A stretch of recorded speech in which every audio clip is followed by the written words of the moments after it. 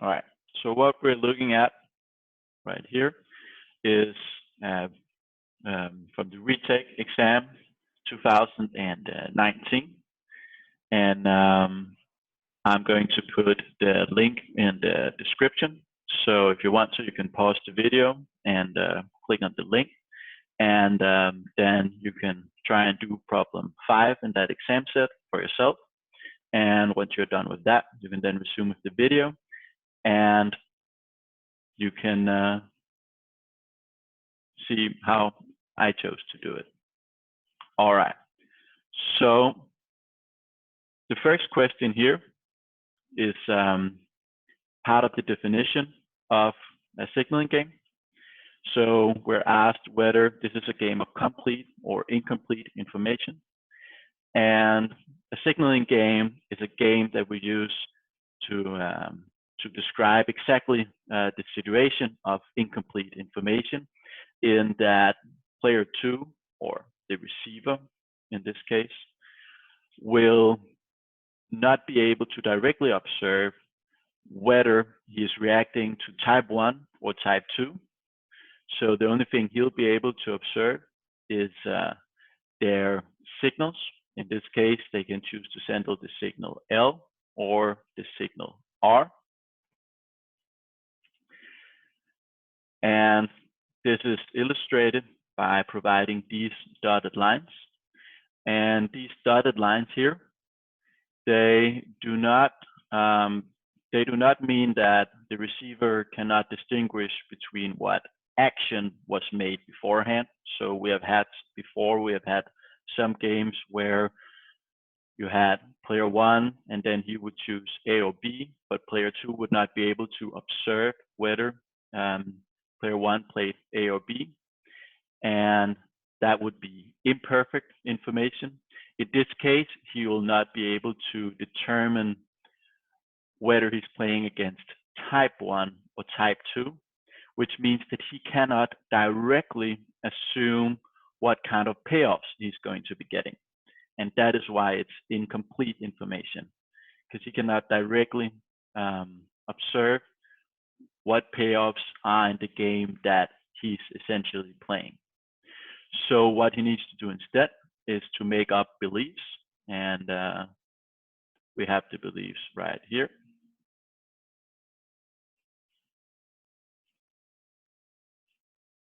All right, sorry about that. Okay, so we have the beliefs right here for P and Q, and these are going to be very important in how we go about these signaling games, because we always want to take account of the beliefs. So the first part here for question A, I have written up the answer beforehand right here. So essentially, you just meant to say that this is a game of incomplete information. And then if you're feeling like you want to elaborate on that, then I would say something like, since the receiver cannot directly observe what type he is reacting to. And this should be enough. You could also say, per definition, this is a game of incomplete information, since this is a signaling game. That could also be a way to go about answering this. Either way, now let's clear all of this. The most important thing when writing up the answers and finding out the solutions to these signaling games is a definition of an equilibrium. So in this case, we're looking for a perfect Bayesian equilibria.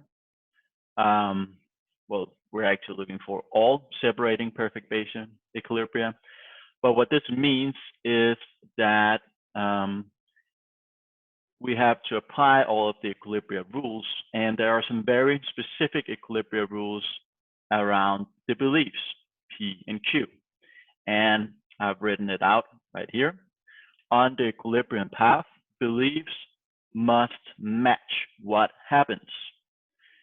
And what this means is that if type 1 plays L and type 2 plays R, then the receiver must have the beliefs P equal to 1 and Q equal to 0.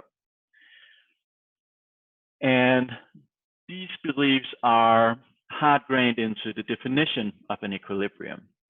So you can just take them for granted that this is the case. So what this also means is that right here, we're asked to find the separating perfect Bayesian equilibrium. So this means that type 1 has to play something different from type 2. And when we have this case, then we only have two options. And option 1 I've written up here, which is that, or I've highlighted it, that type 1 plays L, and this is matched by the belief P equal to 1, or type 2, and type 2 plays R, and this is matched by the belief Q equal to 0. And the other choice is for type 2 to play L, which would mean that the belief is P equal to 0, and for type 1 to play R, which means Q equal to 1. So you have very few options in this regard, or you have very few alternatives you actually need to look through. You need to check L, R, P equal to 1, Q equal to 0, and you need to check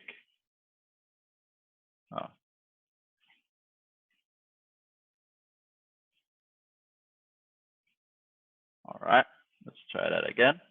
And you need to check R, L,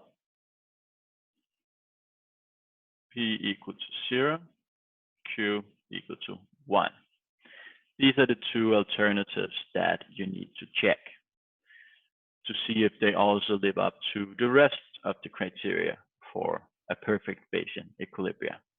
And if we just go through them, this means L is referring to type 1 and R is referring to type 2. And this is done due to it being top down.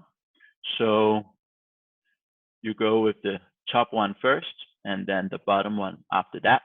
If there was a type 3 down here, then you would have type 3 as the final choice. And that is just the conventional way that you go about it. If you, for some reason, decide to deviate from this, then you'll want to make sure that you specify what types it is. So you could decide to write up type 1 equal to L, type 2 equal to R, and so on. This is not really advisable since you're just going to bulk it up. So the easiest way to go about it is to go with the convention, which is top down and then left to right. So this means that when you are writing up the ones for the receiver, then you're looking for the left side first. So you're looking at what will his choice be here. And then after that, you're writing up what would his choice be here. All right. So now let's clear all of this and get to it. So as I said, we have two different options, and I've written them down right here. We have the option for LR, and we have the option for RL. And when we're looking for the separating equilibrium, the way I like to do it is just to straight away go ahead and highlight the best responses for the receiver. So I'm just going to go ahead and do that right now. And the reason you can do this for all of them right away is that you know that if it comes into play, you have essentially, you're essentially sure that when L is played, it's going to be either purely type 1 or purely type 2, which means that if it's purely type 2, then he's going to be responding to this one right here. And if it's purely type 1, he's going to be responding to this one right here. So you can essentially split it up into 4 different choices and highlight the best responses for each. So once that is done, you then want to just go through them. So you start out by checking the option LR. And we do this by seeing if type 1 first will have an incentive to deviate if he goes left. So type 1 has now decided he's going to go left, which means that he'll be getting this payoff right here. Let's circle that. And then when you check whether he's going to have an incentive to deviate, you look at the options he has on the other side. And since he's going left, this means that type 2 is going right, which means that since we have highlighted the choices already, this means that the receiver will be playing D. So this means that we're looking at lagging. All right, there we go. We're looking at these two for the choice right, which means that the alternative type 1 will have, if he plays right, is that he will be getting free. And since free is, by most standards, larger than 1, this means that he will have an incentive to deviate. So what this means is that, just going to clear it all, this means that type 1 does have an incentive to deviate. So this one right here is not an option. So now we're going to check the other one. And now we're just going to say, okay, so I'm going to highlight the best responses for the receiver real quick. And now we're going to look at type 1 playing U. So he has this one right here. And over here, type 2 is going to be playing L, which means these are the ones that are relevant here. And since 2 is larger than 1, player 1 does not have an incentive to deviate. Type 1. So now we're going to be looking at type 2 to see if he has an incentive to deviate, if he goes left. And for that one, it's pretty simple because you have free right here. And the maximum, no matter the choice he could get here, would be free. And free is equal to free. So since his alternative is not strictly larger than what he has right now, so then he does not have an incentive to deviate. If it was 3.0001, it would be strictly larger, and he would have an incentive to deviate. But in this case, he does not. So this means that this right here is our perfect Bayesian equilibrium, our separating perfect Bayesian equilibrium. All right, so now what we're going to do is we're going to type this up. So what we're first going to type up is that we check two options, and there was only one of them that was plausible. So you're going to write, there's only one.